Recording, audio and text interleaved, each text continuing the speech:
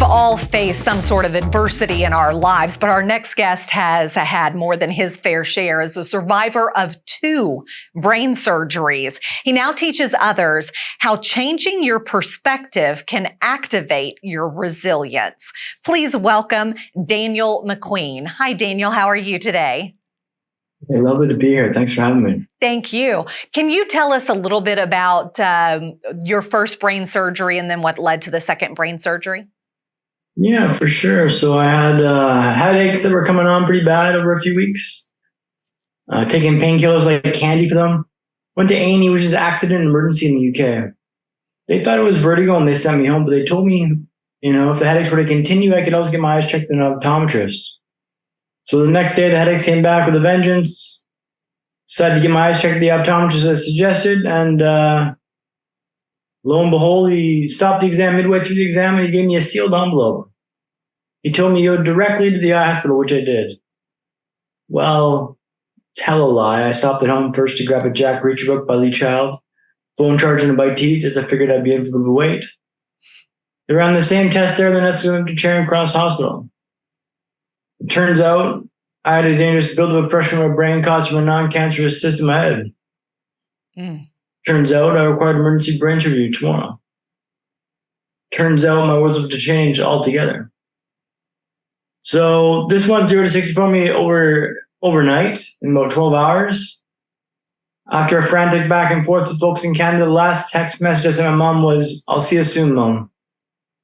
Think I'll have a new haircut next time I see you. Love, Dan." She was flying to London on June 21st, 2014. I was on the operating table. Something went horribly wrong and I had a massive bleed in the brain, a brain hemorrhage. Then the cyst burst when they operated. So I was in a coma for 4 weeks. I was in and out of consciousness for months after this. Things were dicey, so I shouldn't go. It was off to the races pretty quick, and that's kind of a brief overview of how things started up there, my dear. But before you had your first brain surgery, you were living an active, normal life, correct? Yeah, healthy 20-year-old guy living in London, my best life. Cafes, nights out, restaurants, working in tech, scraping through the paychecks and living in London. It was wonderful. I really enjoyed life there. So super healthy, super active. Sorry, go ahead. How has your life changed? Oh, it's changed dramatically. Like everything has changed in my life now. It's like you don't ever heal from a brain injury. You got to always kind of armor up every day. Get up early, wake, shower, cold shower, meditate. Like I have a very rigid routine now to get myself booted up for the day, to make myself successful. If you don't follow that routine, I feel that you can kind of fall on the sidelines. So it's like you got to kind of stay intentional, stay like active, stay hungry. It's an ongoing thing, and I'm looking forward to every day. So I've read that you had to relearn how to walk, you had to relearn how to talk, you had to relearn how to smile. How did you find the strength and the resilience to put one foot in front of the other and get better? Well, I had a lot of help to get back to where I'm at today, to be honest. A lot of help and support from friends in Vancouver, family in Vancouver. And they kind of motivated me to get through this and put my best foot forward. Like, it kind of motivated me to earn their respect and their love and their gratitude. Like, I really kind of wanted to show that I was worthy of this. That drove me to get better and improve my lot and to show that I was worthy of the praise they wanted to give me. But at the end of the day, it's like the odds of you having a life are 400 trillion to 1. Okay? You got a set of cards. This card happened to be in your hand. There's nothing you could have done to prevent it. Hey, it happens. You can sit there and whinge about the hand, you're going to play the hand. So at the end of the day, you don't have much of a choice. You get the chance, you get the at-bat, let's make it work. How are you inspiring others these days? Well, I do. I'm a professional speaker now. So I do talks for organizations, associations, and companies. I think by sharing my story, my perspective, and my hacks, people get kind of a renewed sense of like what's possible and what can be done with obstacles they face in their lives. I say in my talk, like, look, you're probably not going to have a brain hemorrhage, right? That's pretty rare to have a brain hemorrhage. But you will face a job loss, a breakup, a diagnosis for you to live on. You will take that knock to the mouth, how you respond. And I'm offering a compass, not a map, but a compass that always points towards true north. So like it's yes, like a brain hemorrhage is a bit extreme of an example, but everyone faces adversity in life, and I'm just trying to hopefully showcase that you can navigate this and get through it. The way out is through. I read something that you said, when you change the way you look at the world you look at changes. Can you expound on that? Yeah, for sure. So this is an example I use walking and treating Broadway. So I call this constructive optimism.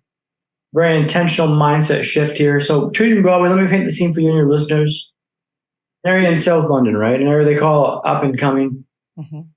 Think loud sirens, drugs, gangs. It's dirty, it's hectic, it's busy. I walk with a cane, I walk with an eye patch on Bambi on ice after 4 months in a wheelchair. I turn the corner to walk on the high street of Tooting Broadway, immediately get slammed into by someone. Stagger back a few feet, someone scurries past me on the right hand side. Thought I was done with the rats. Someone had been stabbed on the sidewalk over here. I'm thinking this is a pretty wild place to learn to walk. After a few days of this, I was thinking this is the worst place to learn to walk in the world. Can't they see I'm trying to walk here? Can't they see I'm trying? And then one day my perspective shifted. Maybe this isn't the worst place to learn to walk in the world. Maybe this is the best. If I can walk here, I can walk anywhere. Now, Tooting Broadway didn't change, right? It went from the worst to the best in my mind, and my mood reflected that. What are you looking at in your life you're convinced is the worst? Convinced is the absolute worst. Hey, maybe it is. Or maybe you can find a way to turn down the suck a little bit. Shift that perspective a little bit. I heard Mike Tyson famously said, everyone's got a plan until they get punched in the mouth. Now your punch may not be a brain hemorrhage, but it will be a job loss, a breakup, a diagnosis for your loved one. You will take that knock to the mouth, how you respond to that. So perspective shifting is huge, and that's what I try to preach in my talks and kind of allow them to find that themselves to be able to do this. Quite important. Talk to me a little bit about gamification and how play has helped you thrive. Yeah, so I'd say play is a huge part of my vibe.